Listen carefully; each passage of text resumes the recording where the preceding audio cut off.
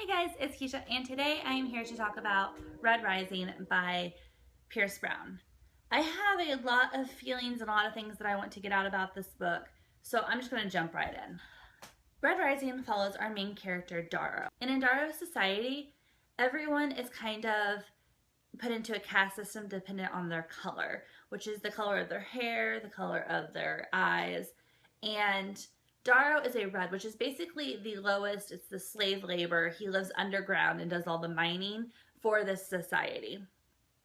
Until one day his wife is killed and he decides to help join the rebel forces to take down the society.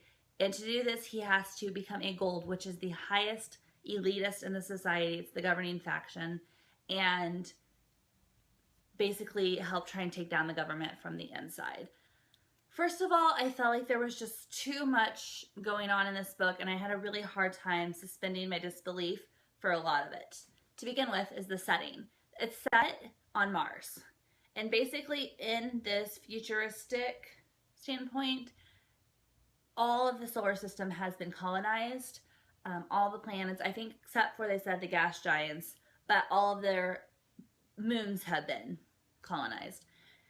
And I just really had a hard time suspending my disbelief for the fact that they were on Mars. I could understand when they were underground, maybe being able to colonize under the ground. However, once they became above ground and they're just walking around Mars, I don't know. I had a really, really hard time believing all of that. Second of all, I had a really hard time believing how they made him from a red to a gold. There was just a lot going on with that process that I just found it a little unbelievable.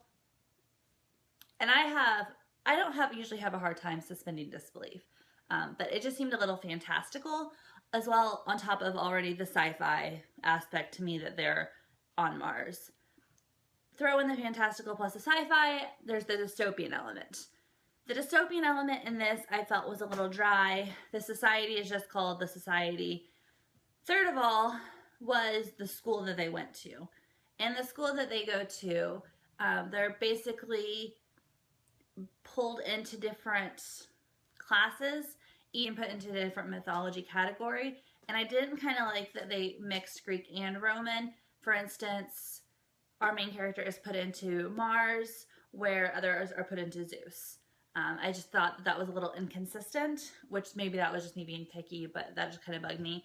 So the whole time I also kind of had like this Percy Jackson feel to it, which I couldn't get that out of my mind as well. So I just really had a hard time with this book because I just felt like there was too much going on. The author tried to fit too much into this book, and then it just kind of fell apart for me. I just had a really, really hard time digesting it. It was very slow for me because I was really trying my hardest to get into it. However, probably the last 100 pages I did really enjoy, and that is the only reason that I'm planning on picking up Golden Sun, which is the sequel. So yeah, that's about all that I can say without spoilers. Now I'm going to jump into a spoiler section. So if you haven't read this book, go read it or not. I don't really care at this point because it was kind of like a 3.5 star read for me. I really liked Darrow as a character. Once he got to the school, and I could kind of put past all the other elements for the fact that they're on Mars, and I could kind of not think about that and get into the school. It slowly started to build for me. I really did kind of like the school, minus the inconsistencies. I liked how one of their first tasks was to kill another person from the school, and I thought that it was really interesting that Darrow had to kill Cassius's brother. The main thing that I ended up loving this book about was Virginia, or Mustang. I loved her character so much, and I love what she brought to the story. Although I was so convinced through the entire book that Mustang was Darrow's wife, just remade into a gold. So when they were like, "Oh, can you sure you can trust her?" and she has secrets, I'm like, "Yeah, because he's his wife." And then when she ended up being the Jackal's sister, I about died. I was like, "What?" I was sitting in the airport reading this, and I literally was like, out loud, "Plot twist!"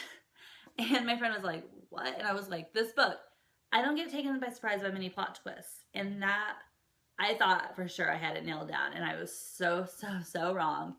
So then that was basically at that moment on was what I enjoyed about the book.